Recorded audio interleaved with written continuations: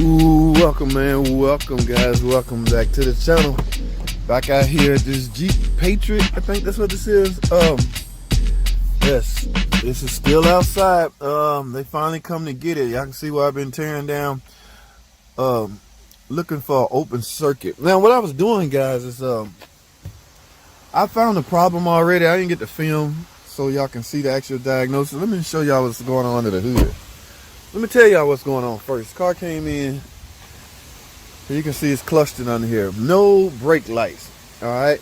Now, pretty much any kind of car that's equipped with a tipper, this totally integrated power module. Pretty much most of the drivers to the front and rear lighting going to be housed inside this module.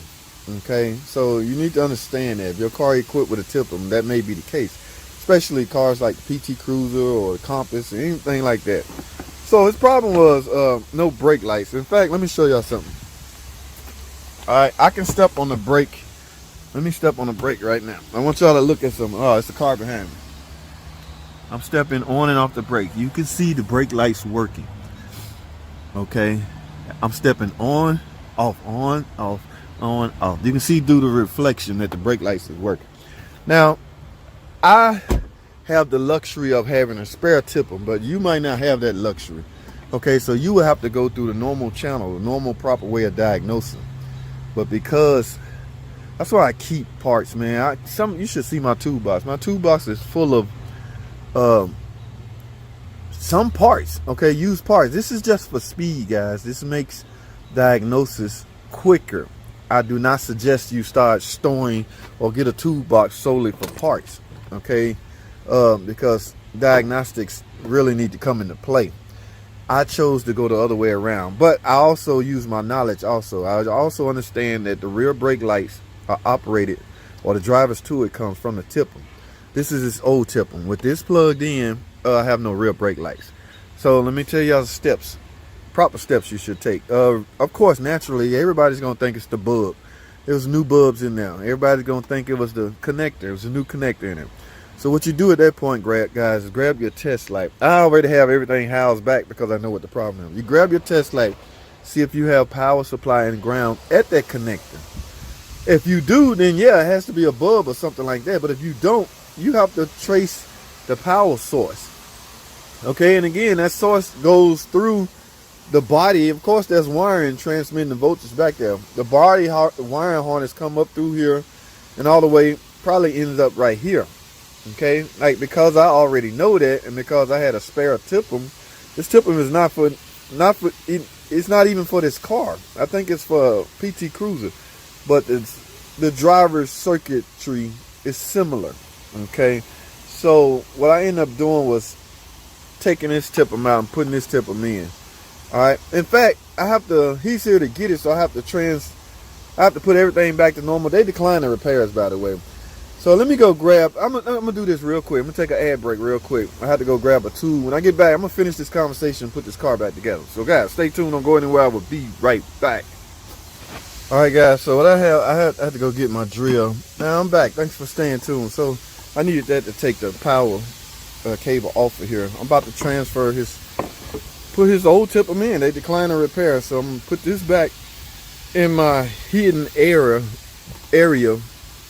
Like I say, I use these for test parts. Now, I want y'all to get something out of these videos, and just me merely telling you that I swapped out a tipper and found my problem is not you don't learn nothing that way. So I'm gonna try to pull up the diagram and show you how where the rear lighting comes from. Now, this particular car, guys, I might not even have to do that because, like I say, this is a Patriot. A Jeep Patriot. Yeah, so it applies to anything with these small body tippers on it. I mean, PT Cruiser, the Compass, anything like that. So, just so you know, okay, let me put it like that. Front and rear lighting, the drivers are built in here. Now, and guys, depending on your scan tool, you may get a fault code for that. Okay, all that circuitry is monitored, and which is a good thing. But your typical scan tool is unable to read information out of the tipper. So you're gonna have a hard time explaining to a customer why you think they need $700 to fix a brake light, it would be helpful. It'll help if you had a fault code. So you might have to find some kind of scan tool that would give you that capability. But like I said, I merely went the fast route, quick route, but I already understand how the system works. You may not have that luxury, so I want you to understand that the front and rear lighting, it also controls the fans, the drivers for the fans, drivers, that circuit comes through here to even go to the AC. So the TIPM has a lot of responsibilities. All right, guys. It can even affect, in some cases, your transmission, especially on like a PT Cruiser. If you get a P0882 or something like that, yes, that circuit comes through the TIPM. All I want you to know now is the importance of the TIPM. This is the TIPM out of a different model. I don't know. It's like an LX car. I don't know why this is even down there. But, guys, I have to put this car back together, so I hope you at least understand where the circuitry comes from. Now, granted, when I put his TIPM back in here, his brake light's not going to work. But they declined to repair. I guess this TIPM is extremely expensive. He's going to try to get a used one. Can you get a used one? Absolutely. Okay. Is they plug and play to a certain extent. I explain that in detail. In fact, go watch this video right here. I explain that some in that video. But you can get a used TIPM. Only thing I suggest, if you get a used TIPM, number one, try to make sure the part number is the same. This is the part number, guys. Okay, the part number ends with the numbers. The two letters on the end merely indicates revision.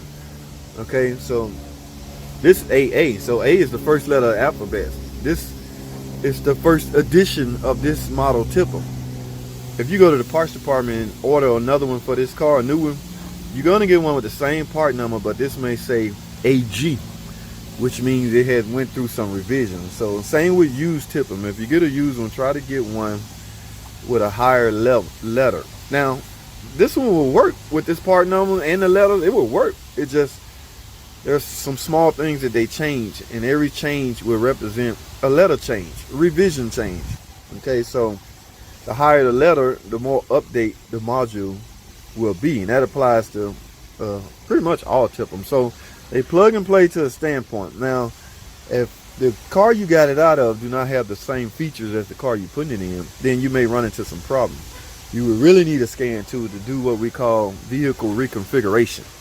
And all that does is scan the whole system and tell what it have, so it can put your drivers, not put the drivers in there, but activate certain things. Okay, so guys, I'm gonna wrap this up. I gotta get all this stuff put back together, guys. Stay with me, man. Let me finish this up. Thanks for watching.